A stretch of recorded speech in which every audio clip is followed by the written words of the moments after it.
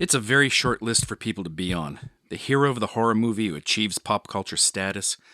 I was racking my brain trying to think of all who deserve to be on that list.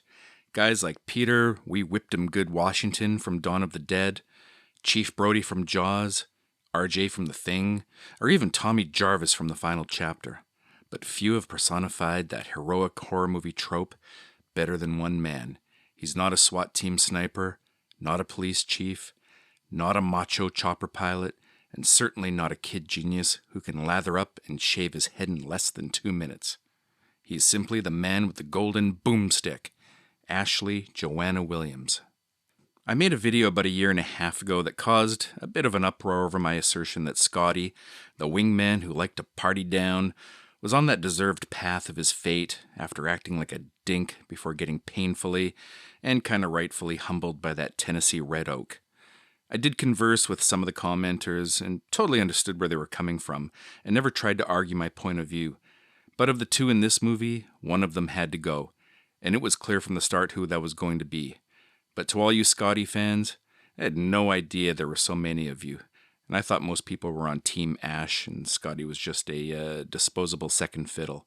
In all fairness, though, when shit started hitting the fan, Scotty did man up first with that axe of his while Ash remained glued to the spot. So I guess I could raise Scotty's stock value by virtue of that alone. But back to Ash. While he does linger in the background for a bit, rigid and distressed as he watches Scotty divvy up his girlfriend with the axe, he does know when he's fucked, and that's when he decides that enough is enough before jumping into action when he gives his own possessed girlfriend a healthy skull thumping. Which I felt bad about considering he had just given her that small magnifying glass as a gift to wear around her neck. Not sure how she felt about that gift. Most men are not noted for their taste in jewelry, but if she thought it sucked and would have to endure a night of humdrum thank you sex, her concerns would be permanently muted the moment that number 2 pencil got rammed into her ankle.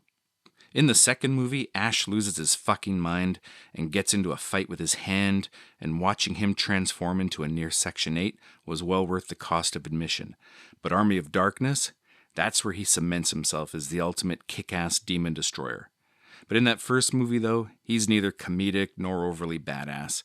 He's just an unapologetically meek dude who got tired real fast of having bookshelves fall on him. And once that survival mode kicked in, those demons were the ones who were fucked. He thumb squashes Scotty's eyeballs in a scene that really made me gag until I was at least 40 years old, and perfected the decapitation by spade method. Skills not your normal guy has. He almost hacks up his girlfriend with a chainsaw and only stops when he sees that lame piece of costume jewelry still chained around her neck. But look at that face. That's the face of a man you know you can bring your possession problems to. Ash gets the top of the list over Peter Washington because 3 decades after his first encounter, he was still fighting the Deadites. I don't think Peter went from mall to mall for 3 decades fighting zombies, but he does run a close second. So if you know anyone who is in need of bodily dismemberment, you'll find Ash at the value stop in the hardware section, which will always be S-Smart to me. So shop smart. Shop S-Smart.